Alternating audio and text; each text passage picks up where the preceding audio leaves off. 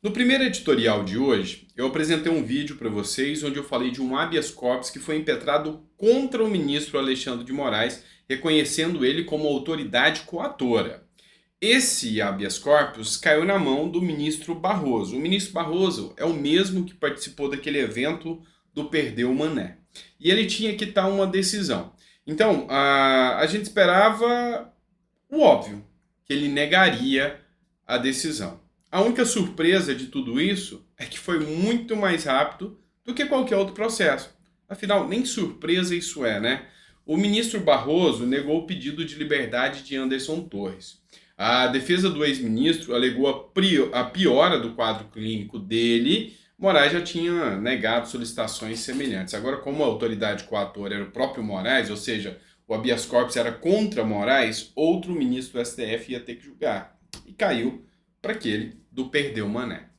Tá, a gente já imaginava que isso ia acontecer. O fato é que os argumentos trazidos pelo advogado do Anderson Torres são muito fortes. Primeiro, há um laudo psiquiátrico de um profissional da justiça, de um psicólogo, psiquiatra, dizendo que Anderson Torres não está bem mentalmente e que há traços, inclusive, de suicídio. Também há violação do devido processo legal. Anderson Torres foi preso e a defesa não tem acesso aos autos para poder fazer a defesa. Apesar de todos os argumentos, apesar de tudo que está sendo justificado, para o STF não justifica. E tem uma coisa que agrava ainda mais a situação do Anderson Torres. É que o Anderson Torres não entregou o celular ao ministro Alexandre de Moraes. Ele confirmou que perdeu o celular quando estava nos Estados Unidos, antes de embarcar no avião e vir para o Brasil para ser preso. Entretanto, o ministro Alexandre de Moraes e a inteligência da Polícia Federal conseguiu ter acesso à nuvem do celular, ou seja, nuvem é os documentos que ficam guardados na internet, com o acesso de Anderson Torres. Descobrindo a nuvem e o acesso, pediram ao Anderson Torres que ele apresentasse a senha do celular. Anderson Torres entregou as senhas, mas entregou as senhas erradas para a Polícia Federal. E a defesa falou que foi um lapso de memória, tá? Então essa matéria é da CNN. Torres entregou senhas erradas à Polícia Federal, abre aspas, confusão mental. Então o que aconteceu? Ele entregou as senhas erradas, Alexandre de Moraes viu que as senhas estavam erradas e ele deu 48 horas para ele explicar o porquê que ele entregou as senhas erradas. A defesa já se manifestou e falou que ele não está bem psicologicamente e exigir que ele lembre senhas de coisas passadas, sendo que ele está sendo quase que torturado psicologicamente na cadeia, ele não conseguiria lembrar disso. Esse foi o argumento da defesa em relação às senhas erradas de Anderson Torres, tá? Então, a situação do Anderson Torres continua muito complicada. A única instância que poderia libertá-lo é o STF.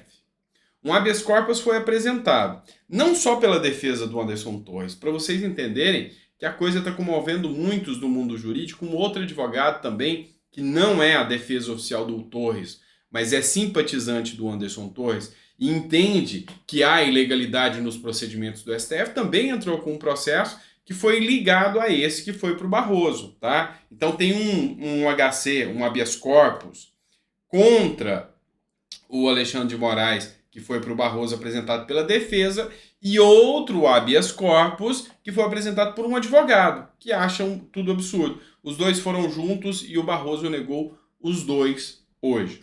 Foi em menos de 24 horas da impetração, tá? De quando o HC foi impetrado. O grande ponto aqui é que num trâmite normal, o STF demora muito para analisar um HC. Nesse caso, foi muito rápido para negar, tá? Então essa é uma crítica que é feita em relação a essa atuação do Barroso. E também a gente sabe que há vários juristas que defendem aqui a parcialidade do STF, do próprio Barroso, que tem uma animosidade muito grande com o Bolsonaro e, por óbvio, vai ter animosidade também com seus ministros, com seus parceiros, tá certo? Bora lá, agora a gente vai mudar de assunto e vai pular para o Correio Brasiliense. 2 dias antes de 8 de janeiro, a ABIN alertou o GSI e Justiça sobre os atos terroristas, tá? Então, documentos sigilosos foram obtidos pelo Correio Brasiliense e demonstraram que a Agência Brasileira de Inteligência antecipou sobre os ataques a outros 13 órgãos, incluindo, e aqui é grave, incluindo a Secretaria de Segurança do DF. Então, se foi entregue 2 dias antes dos ataques, chegou na sexta-feira. O ataque foi no domingo.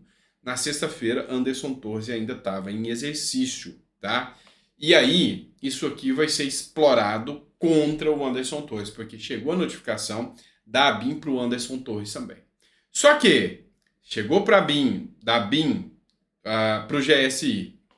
Aí nós já temos a complicação ainda maior, o que mostra que não confere com a realidade argumentada pelo ministro Gonçalves Dias, que é o do GSI, que estava dentro, que as filmagens foram demonstradas.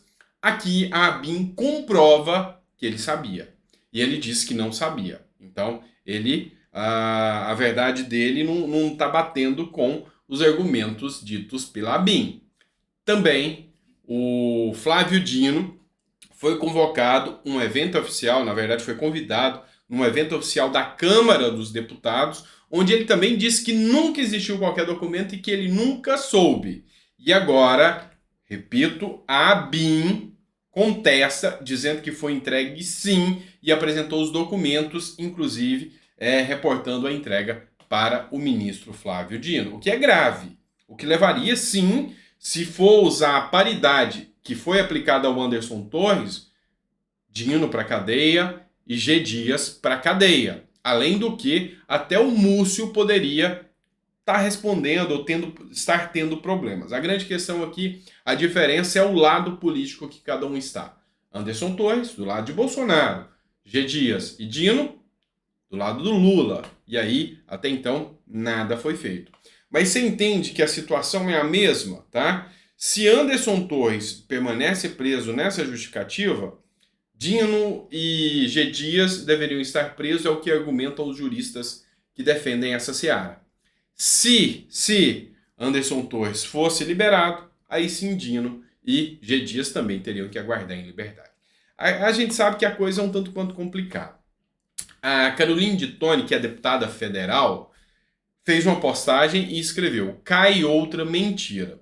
Documentos revelam que a ABIN alertou o GSI de Lula e Ministério de Dino, fazendo uma citação aqui ao Poder 360, que também publicou a matéria, tá? Não só o Correio Brasiliense. As máscaras estão caindo.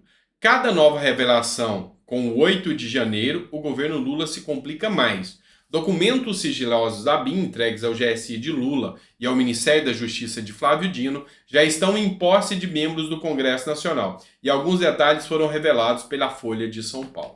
Então o grande ponto aqui, até a Folha divulgou isso também, o grande ponto aqui é que esses documentos já estão em posse de parlamentares e vão ser utilizados sim na CPMI dos atos antidemocráticos que vai ser analisado pelo Congresso Nacional. Tá? Então, assim, a situação anda muito complicada porque o Anderson Torres permanece preso e quem argumenta nesse lado, e eu me filio a essa corrente como jurista, de que Anderson Torres está cumprindo a pena já, mesmo antes de ter sido condenado. Isso é uma violação do Estado Democrático de Direito.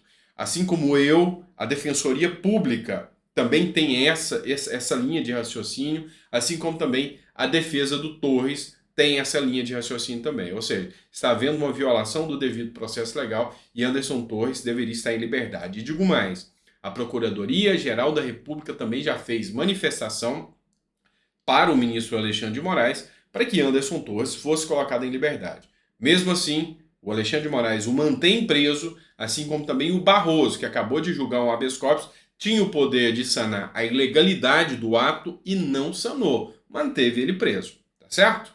Deu para entender tudo, né? Então, muito obrigado por ter ficado comigo durante todo esse dia, né? Essa sexta-feira abençoada. Amanhã a gente vai estar aqui de novo, tá? Então, tem um diferencial desse canal. É de segunda a segunda. Ah, é sábado, Sandro. Você vai fazer vídeo? Vou. Ah, é domingo, vai fazer? Hoje é dia dos pais, dia das mães. Não importa, isso aqui é uma missão que eu tenho. E essa missão, todo dia, vai ter algum conteúdo, vai ter algum editorial aqui pra gente estar entendendo um pouquinho mais da política, tá certo? Então, muito obrigado, fiquem com Deus e até o próximo vídeo. Grande abraço.